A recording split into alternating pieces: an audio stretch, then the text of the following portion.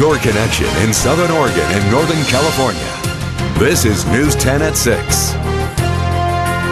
Good evening, I'm Rick Tillery. I'm Trish Close. Thanks for joining us tonight. In 2012, the total number of veterans who committed suicide was higher than the number of soldiers who were killed in combat in Afghanistan. The national rate of suicide jumped 15% from what it was in 2011, but locally, our numbers are a little different. News 10's Caitlin Conrad is in the News Center with more in tonight's top story at 5 and 6.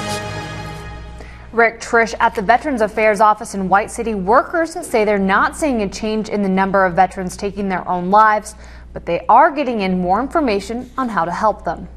3 people that were using VA services here in Southern Oregon committed suicide during the year of 2012. Those 3 former servicemen were all getting some kind of help from the Veterans Affairs office in White City. The VA helped 15,000 veterans total in 2012.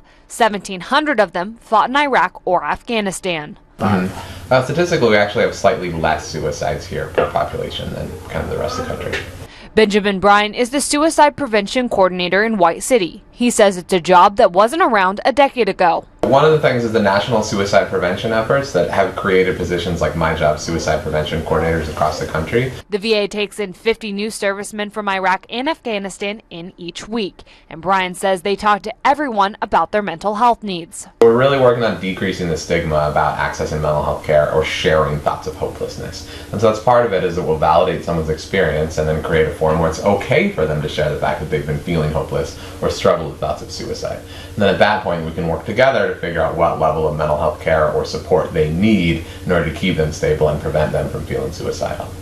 He says the process they use is the same across the board, and they can't pinpoint why suicide rates in our region are lower. What they do know is why vets here take their lives. Post-traumatic stress disorder or traumatic brain injury or some other physical conditions. Petrone is the Iraq-Afghanistan Program Manager. He says there's another factor at play. Financial stress, it does not get factored in as substantial or as significant as the other issues that we kind of speak more clinically about. Petrone says finding employment for vets is key, and while giants like Wal-Mart are doing their part to offer jobs, veterans here also have local options. Some of the automotive places like mechanics are maybe veteran friendly, but in terms of specific agencies, other than say Erickson AirCrane, I can't think of one, and that's the one that just jumps to the top of my head. For many returning from war, finding a job is just one less stress to think about. Another 1,700 Oregon Guardsmen are deploying to Afghanistan in 2014, and nationally the military is predicting the suicide rate to continue to rise. The VA has a 24-hour hotline veterans and their families can call. 350 people staff the line, and within a day you'll be connected to someone in your town.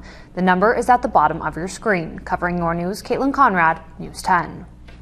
Jackson County offers outreach events for veterans each month. Veterans in the Gold Hill and Rogue River area can meet at the community center the first Thursday of every month. Upper Rogue residents can attend outreach events the first Friday of every month at Shady Cove's Community Center. The Department of Veteran Affairs also has a national suicide prevention hotline that is available 24 hours a day, 7 days a week.